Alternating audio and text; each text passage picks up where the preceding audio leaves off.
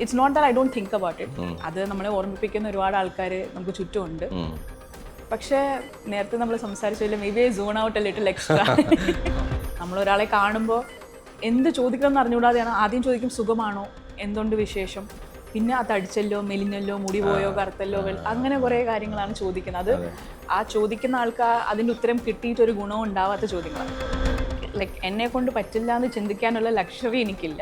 എന്നെ കൊണ്ട് പറ്റിയേ ആവൂ എന്നുള്ളൊരു ഒരു സ്പേസ് എന്നാണ് ഞാൻ ഓപ്പറേറ്റ് ചെയ്യുന്നത്. ചില സമയങ്ങളിൽ ആൾക്കാരിങ്ങനെ വരുമ്പോൾ എനിക്ക് എന്ത് പറയണം, അപ്പം ആൾക്കാർ നോക്കുമ്പോൾ ഞാൻ ഇങ്ങനെ തിരിയും. പിന്നെ ഞാൻ അയ്യോ അവര് വിചാരിക്കും ജാട, അഹങ്കാരി, തെണ്ടി. അപ്പം ഞാൻ തിരിച്ച് നോക്കിയിട്ട് ചിരിക്കും. ലൈക്ക് ഞാൻ ഭയങ്കര കോൺഷ്യസ് ആയിട്ട് ചെയ്യുന്ന കാര്യങ്ങളിൽ ഒന്നാണ്.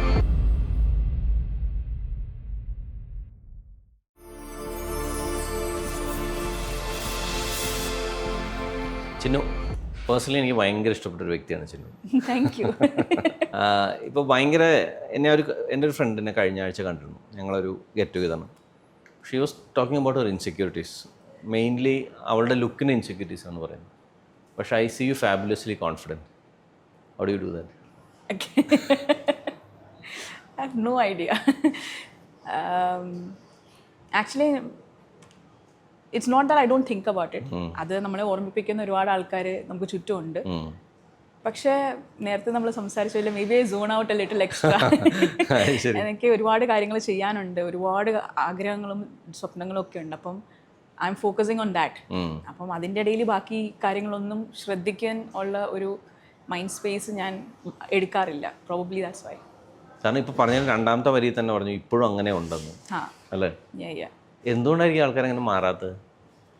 I don't know. എനിക്ക് തോന്നുന്നു ഒരു പക്ഷേ ആൾക്കാർക്ക് നമുക്ക് സോഷ്യലി എങ്ങനെ ബിഹേവ് ചെയ്യണം എന്ന് നമ്മളെ ആരും പഠിപ്പിക്കുന്നില്ല. സിവിക് സെൻസ് എന്ന് പറയുന്ന വേറൊരു സാധനമാണ്. അത് നമുക്ക് ഒട്ടുമില്ല.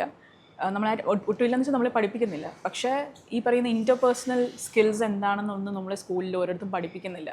നമ്മളൊരാളെ കാണുമ്പോൾ എന്ത് ചോദിക്കണം എന്ന് അറിഞ്ഞുകൂടാതെയാണ് ആദ്യം ചോദിക്കും സുഖമാണോ, എന്തുകൊണ്ട് വിശേഷം, പിന്നെ അത് അടിച്ചല്ലോ, മെലിഞ്ഞല്ലോ, മുടി പോയോ, കറുത്തല്ലോ, അങ്ങനെ കുറേ കാര്യങ്ങളാണ് ചോദിക്കുന്നത്. അത് ആ ചോദിക്കുന്ന ആൾക്ക് അതിൻ്റെ ഉത്തരം കിട്ടിയിട്ടൊരു ഗുണവും ഉണ്ടാവാത്ത ചോദ്യങ്ങളാണ്. കേൾക്കുന്ന ആൾക്ക് ചിലപ്പോൾ അത്ര മനസ്സുഖമുള്ള ചോദ്യങ്ങളും ആയിരിക്കില്ല.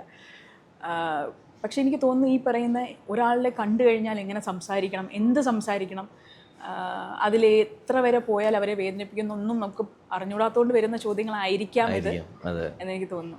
ഒരു തമിഴ് ആളോട് നമ്മൾ ചോദിച്ചാൽ എങ്ങനെയുണ്ടെന്ന് വെച്ചാൽ അവർ പറയുന്നത് സൂപ്പറായിരിക്കുക എന്നാണ് പറയുന്നത്. പക്ഷെ നമ്മൾ മലയാളിയോട് ചോദിച്ചാൽ എങ്ങനെയൊക്കെ പോണ് അഡ്ജസ്റ്റ് ചെയ്ത് തരക്കേടില്ല, അങ്ങനെ തട്ടിമുട്ടി പോകുന്നു. നമുക്ക് ഈ കണ്ണ് കിട്ടുമെന്നുള്ള പേടിയാണോ? ഇല്ല, എൻ്റെ അടുത്തൊക്കെ ചോദിച്ചു കഴിഞ്ഞാൽ ഇപ്പം ഹൗ ആർ യു എന്ന് ചോദിച്ചാൽ എനിക്കുള്ളത് ഇപ്പം if I M having A really good day ഞാൻ പറയും I am happy, I M good എന്ന് പറയും. ചില ദിവസങ്ങളിൽ നമ്മൾ ലോകത്തുള്ള എല്ലാ അബദ്ധങ്ങളും നമ്മുടെ ജീവിതത്തിൽ പറ്റി ഇനി എന്ത് ചെയ്യണം എന്ന് അറിഞ്ഞുകൂടാതെ നിൽക്കുന്ന സമയത്തായിരിക്കും വന്ന് ചോദിക്കുന്നത്. അപ്പം നമ്മുടെ ഞാനൊക്കെ ആലോചിക്കുന്നത് ഇനിയിപ്പം നല്ല മോശം ദിവസമാണെന്ന് പറയണോ? അപ്പം മോശം ദിവസമാണെന്ന് പറഞ്ഞു കഴിഞ്ഞാൽ പിന്നെ നമുക്ക് വേറെ എന്തെങ്കിലും സംസാരിക്കാനുണ്ടോ? അല്ല, അവരങ്ങനെ മോശം ദിവസമാണെന്ന് കേൾക്കാൻ ആഗ്രഹിക്കാനൊന്നും അങ്ങനെ ചോദിച്ചതായിരിക്കില്ലല്ലോ. അപ്പോൾ പിന്നെ ഓക്കെ, കുഴപ്പമില്ല എന്ന് പറഞ്ഞു കഴിഞ്ഞാൽ ആ കോൺവെർസേഷൻ അവിടെ തീർന്നു. കാരണം നമ്മൾ ആദ്യം കാണുന്ന ആൾക്കാർക്ക് ഹലോ എങ്ങനെയുണ്ട് എന്നല്ലേ ചോദിക്കുന്നത്. അപ്പോൾ എനിക്ക് തോന്നുന്നു നമ്മൾ കണ്ടുപിടിച്ച ഒരു ആൻസറാണ് അതിൽ കണ്ണ് തൊടുന്നുണ്ടോ, ഐ ഡോണ്ട് നോ. ആദ്യ സിനിമയിലേക്ക് എത്തിയ കഥ ഞാൻ ചോദിക്കുന്നില്ല, കാരണം അത് ഒരുപാട് സ്ഥലത്ത് പറഞ്ഞാണ്. ഈ ആദ്യ സിനിമയ്ക്ക് ശേഷം വന്ന കഥാപാത്രങ്ങൾ എന്തൊക്കെയായിരുന്നു? അത് എങ്ങനെയാണ് വന്നെത്തിയത്? എൻ്റെ ആദ്യ സിനിമ അനുരാഗ് കരിക്കുമ്പല്ലോ ആണ്. അതിനുശേഷം ഞാൻ ക്യാപ്പച്ചിനോ എന്ന് പറഞ്ഞൊരു സിനിമ ചെയ്തു. ആ സമയത്ത് അതിൻ്റെ ക്രൂവിൽ നിന്നും അങ്ങനെ പരിചയമുള്ളവരിൽ നിന്നും കുറച്ചധികം വേറെ കുറച്ച് കഥാപാത്രങ്ങൾ ആ സമയത്ത് വന്നിട്ടുണ്ടായിരുന്നു. പക്ഷേ എൻ്റെ ഭാഗ്യമാണോ ദുർഭാഗ്യമാണോ എനിക്കറിയില്ല, എൻ്റെ കാലൊടിഞ്ഞു, ഞാൻ നാട് വിട്ടു. അങ്ങനെ കുറച്ച് കാര്യങ്ങൾ എൻ്റെ ലൈഫിൽ സംഭവിച്ചു. അത് കാരണം എനിക്ക് ആ ക്യാരക്ടേഴ്സും ആ ഫിലിംസും ചെയ്യാൻ പറ്റിയില്ല. ഒരുപക്ഷെ ആ സമയത്ത് ഞാൻ അത് ചെയ്തിരുന്നെങ്കിൽ അങ്ങനത്തെ കുറച്ച് ക്യാരക്ടേഴ്സ്, അവർ കുറച്ച് കോമഡി എലിമെൻറ്റ്സ് ഉള്ള അങ്ങനത്തെ കുറേ ക്യാരക്ടേഴ്സ് ചെയ്ത് അവിടെ വെച്ച് ഒരുപക്ഷെ എൻ്റെ ജേർണി വേറെ കംപ്ലീറ്റ്ലി ഡിഫറെൻ്റ് ആയിരുന്നു ഞാൻ ഇന്നത്തെക്കാട്ടിലും. അതിനുശേഷമാണ് എനിക്ക് തമാശയുടെ ഓഡിഷൻ വരുന്നതും എന്നെ അവിടോട്ട് കൊണ്ടുപോകുന്നത്, ഞാൻ ഓഡിഷന് പങ്കെടുക്കുന്നതൊക്കെ. അതിനുശേഷവും വന്ന സിനിമകൾ കുറച്ചധികം തമാശ എന്ന് പറയുന്ന സിനിമ തന്ന സ്വീകാര്യത എന്തായിരുന്നു, അതേപോലത്തെ സിനിമകളായിരുന്നു, അതേപോലത്തെ അല്ലാത്ത സിനിമകൾ വന്നിട്ടുണ്ടായിരുന്നു. അപ്പോൾ എനിക്ക് ആ സമയത്ത് തോന്നി ഞാൻ ആ സിനിമ ഇപ്പം ഈ പറഞ്ഞ പോലെ ബോഡി പോസിറ്റിവിറ്റി പോയിട്ട് ചിലപ്പം ബോഡി ഷെയ്മിങ് ഒക്കെ ഉണ്ടായിരുന്ന കുറച്ച് കഥാപാത്രങ്ങളൊക്കെ എൻ്റെ അടുത്ത് വന്നിട്ടുണ്ടായിരുന്നു. ഒരു 2-3 ഫിലിംസ്.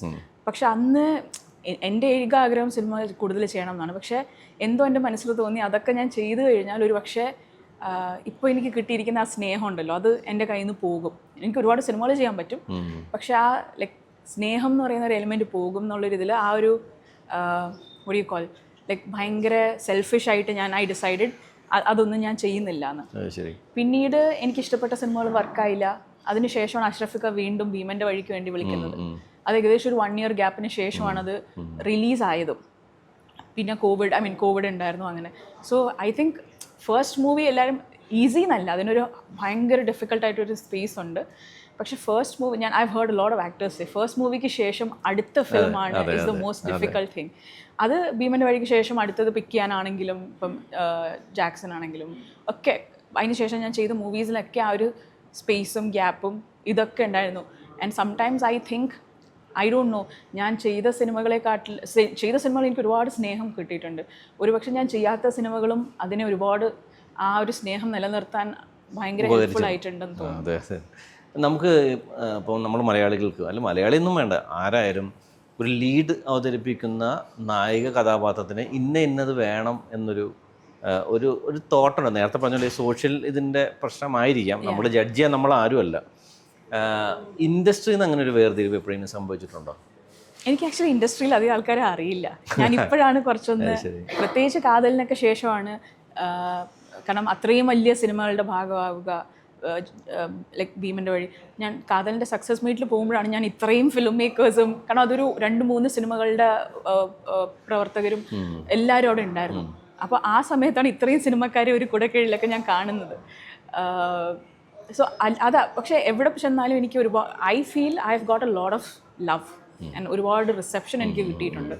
അത് within the industry and outside also. കാരണം എന്നെ അറിയാവുന്നവർക്ക് ഈ പറയുന്ന ഞാൻ ചെയ്ത സിനിമകൾ മാത്രമേ അറിയാം. അപ്പോൾ ആ കഥാപാത്രങ്ങൾക്ക് കിട്ടുന്ന സ്നേഹം എനിക്ക് കിട്ടിയിട്ടുണ്ട്. എവിടെ ചെന്നാലും ലൈക്ക് നിറഞ്ഞ ചിരിയോടുകൂടി സ്നേഹത്തോടുകൂടി മാത്രമേ എന്നെ ട്രീറ്റ് ചെയ്തിട്ടുള്ളൂ. സോ അങ്ങനെ I have been extremely lucky. ശരി, താനാര ഇറങ്ങുകയാണ്. ഇത് ശരിക്കൊരു സിനിമയിലെ ഒരു ഡയലോഗായിരുന്നു, താനാര താനാര താനാര. ഇതിൻ്റെ ഒരു ട്രാക്ക് എന്താണ്? താനാര ഒരു ഔട്ട്റൈറ്റ് കോമഡി സിനിമയാണ്. അത് നമ്മളൊരു മറ്റേ സ്റ്റാൻഡപ്പ് കോമഡിയോ അതൊക്കെ കാണാൻ പോകുന്ന പോലെ ചിരിക്കണം എന്ന് വിചാരിച്ചു പോയിരുന്നാൽ പ്രത്യേകിച്ച് ലോജിക്കോ ഒന്നും ഇല്ലാണ്ട്. അതെ, സ്ലാപ്സ്റ്റിക് ആണ്, ഓവർ ദ ടോപ്പ് ആണ്. ചിരിക്കണം എന്ന് പോയിരുന്ന് കുറച്ച് പോപ്കോണൊക്കെ ആയിട്ട് കയറിയിരുന്നാൽ ഒരു പക്ഷേ നമ്മൾ എൻജോയ് ചെയ്യാൻ പറ്റുന്ന, കുറച്ച് നേരം ചിരിക്കാൻ പറ്റുന്ന ഒരു സിനിമയാണ്. അതല്ലാണ്ട് അതിനകത്ത് വേറെ ലോജിക്കോ അങ്ങനെ ഒന്നും നമ്മൾ നോക്കി അല്ലെങ്കിൽ ഒരു നിരൂപണ ഒരു ലെൻസിലൂടെ ഒന്നും കാണേണ്ട സിനിമയല്ല താനാര. അത് എനിക്ക് കോമഡിയിൽ നിന്ന് എക്സ്പെരിമെൻറ്റ് ചെയ്യണം എന്നുള്ള ആഗ്രഹത്തോടു കൂടി ചെയ്തൊരു സിനിമയാണത്. ഇക്കാലത്തൊരു കോമിക് പടം വിജയിക്കാൻ എത്രമാത്രം പാടാണല്ലോ, എത്രമാത്രം എളുപ്പമാണ്? അങ്ങനെ ചോദിച്ചാൽ ഇനി കോമഡി ആയിട്ട് യാതൊരു ലൈക്ക് ആസ്വാദനം എന്നുള്ളതിനപ്പുറം യാതൊരു എക്സ്പീരിയൻസ് ഇല്ലാത്ത ആളാണ് ഞാൻ. അപ്പം ഞാൻ ചെയ്ത മൂവിക്കകത്ത് വിഷ്ണു ചേട്ടനുണ്ട്, വിഷ്ണു ഉണ്ണികൃഷ്ണൻ, ഷൈൻ ടോം ചാക്കോ, അജു വർഗീസ്, ഇവരെല്ലാം ലൈക്ക് ഇവർ കോമിക് ടൈമിങ് അവർ ചെയ്യുന്ന കോമഡിയൊക്കെ ഭയങ്കര ഗംഭീരമായിട്ട് ചെയ്യുന്ന ആൾക്കാരാണ്. അപ്പം ഓൺ ദ സ്പോട്ട് തന്നെ ഭയങ്കരമായിട്ട് ഈ പറയുന്ന എന്താ പറയുക ഇംപ്രവൈസ് ചെയ്ത് പുതിയ തമാശകൾ പറഞ്ഞ് അങ്ങനെ ചെയ്യുന്ന ആൾക്കാരാണ്. അപ്പം അവർ പോലും ലൈക്ക് ചില സമയത്തൊക്കെ ചോദിക്കുമ്പോൾ എന്താ ഇപ്പോൾ വർക്കാവുന്നതെന്ന് നമുക്ക് അറിയില്ല. I don't think anybody knows what is happening. ഒരു ഫിലിം മേക്കറിനും പ്രോബബ്ലി കൺസിസ്റ്റൻ്റ് ആയിട്ട് ഇന്ന സിനിമ വർക്കാകും എന്ന് പറയാൻ പറ്റും എന്ന് എനിക്ക് തോന്നുന്നില്ല. പലപ്പോഴും നമ്മളെ കൊണ്ട് പറ്റില്ല എന്ന് ചെയ്യുന്ന അല്ലെങ്കിൽ അങ്ങനെ കരുതുന്ന ഒരു കൂട്ടം ആൾക്കാരുണ്ട്. പക്ഷെ അതിനിടയിലാണ് ഈ മൾട്ടി ടാസ്കിങ് ആയിട്ട് ചിന്നു ചെയ്യുന്നത്. അതിൽ നേരത്തെ പല ഇൻ്റർവ്യൂസിലും പറഞ്ഞിട്ടുണ്ട് ഇതേപോലെ ചെയ്യുന്ന കാര്യം സിനിമ മാത്രമല്ല അല്ലാതെ ഒരുപാട് പരിപാടിയുണ്ടെന്ന്. അതെങ്ങനെയാണ് ഇതിലേക്ക് സമയം കണ്ടെത്തുന്നത്? അത് ആക്ച്വലി ഐ തിങ്ക് ലൈക്ക് എന്നെ കൊണ്ട് പറ്റില്ല എന്ന് ചിന്തിക്കാനുള്ള ലക്ഷറി എനിക്കില്ല. എന്നെ കൊണ്ട് പറ്റിയേ ആവൂ എന്നുള്ള ഒരു സ്പേസ് എന്നാണ് ഞാൻ ഓപ്പറേറ്റ് ചെയ്യുന്നത്. കാരണം ഫിലിംസ് ആണെങ്കിലും ഒന്നും എനിക്കങ്ങനെ ഫിലിംസിനോട് യാതൊരു ബന്ധം ഉണ്ടായിരുന്ന ആൾക്കാരില്ല. പിന്നെ ഞാൻ വരുമ്പം എനിക്കൊരു സ്പേസ് ഉണ്ടോ എന്ന് എനിക്കറിയത്തില്ല. അപ്പോൾ ഇതൊക്കെ ലൈക്ക് നമുക്കൊരു ഓപ്പർച്യൂണിറ്റി കിട്ടുമ്പോൾ അതിനെ മാക്സിമം യൂസ് ചെയ്യുക, യൂട്ടിലൈസ് ചെയ്യുക, അതിനെ ചൂഷണം ചെയ്ത് ചെയ്യാൻ പറ്റുന്നതൊക്കെ ചെയ്യുക എന്നുള്ളൊരു സ്പേസിലാണ് ഞാൻ വർക്ക് ചെയ്യുന്നത്. അപ്പം എന്തൊക്കെ ഓപ്പർച്യൂണിറ്റി കിട്ടിയാലും അതെങ്ങനെയൊക്കെ യൂസ് ചെയ്യാൻ പറ്റുക. പിന്നെ for the longest time I have been the breadwinner for my family. അപ്പോൾ I lost my dad 4 years back. I have a younger sister who's now a doctor in the UK, and I live with my mom. അപ്പോൾ അതുകൊണ്ട് തന്നെ I've needed to have a backup plan. Films എന്ന് പറയുന്നത് like any freelance career നമുക്ക് എപ്പം വീഴും എങ്ങനെയെന്ന് specially എനിക്ക് ഗേജ് ചെയ്യാൻ പറ്റാത്തൊരു സ്പേസിൽ നിന്നായിരുന്നു ഞാൻ ഓപ്പറേറ്റ് ചെയ്തുകൊണ്ടിരുന്നത്. അതുകൊണ്ട് I have had my backup. ഈ പറയുന്ന I had A safety net. ആ സേഫ്റ്റി നെറ്റൊക്കെ മാറ്റി ഒരു പക്ഷേ ഞാൻ നിൽക്കുന്നത് ഇപ്പോഴാണ്. I have always operated on hopeless optimism. അതിൻ്റെ അപ്പുറം ഒരു ലോജിക്കോ ഇങ്ങനെ വർക്കാണെങ്കിൽ ഇങ്ങനെ അങ്ങനെയൊന്നും എനിക്ക് പ്ലാൻ ചെയ്യാനുള്ള സ്പേസ് കിട്ടിയിട്ടില്ല. എനിക്ക് കിട്ടിയേ പറ്റൂ അല്ലേ? അതെ, ചെയ്തേ പറ്റൂ, വേറെ ഓപ്ഷൻ ഇല്ല. Like forward and through is the only way എന്നുള്ള സ്പേസിലാണ് ഞാൻ വർക്ക് ചെയ്തുകൊണ്ടിരുന്നത്. പൊതു ഇടങ്ങളിൽ, സിനിമ വിട്ടുള്ള പൊതു ഇടങ്ങളിൽ ചിന്നുള്ളൊരു ആക്സെപ്റ്റൻസ് എങ്ങനെയായിരുന്നു? ഇപ്പോൾ ആക്ച്വലി കാതലിന് മുൻപ് എനിക്ക് ഒരുപാട് പേര് ഇങ്ങനെ ഭീമൻ്റെ വഴിയിൽ കൊസ്തേപ്പിനെടുത്ത് എറിയുന്ന കുട്ടിയല്ലേ, അല്ലെങ്കിൽ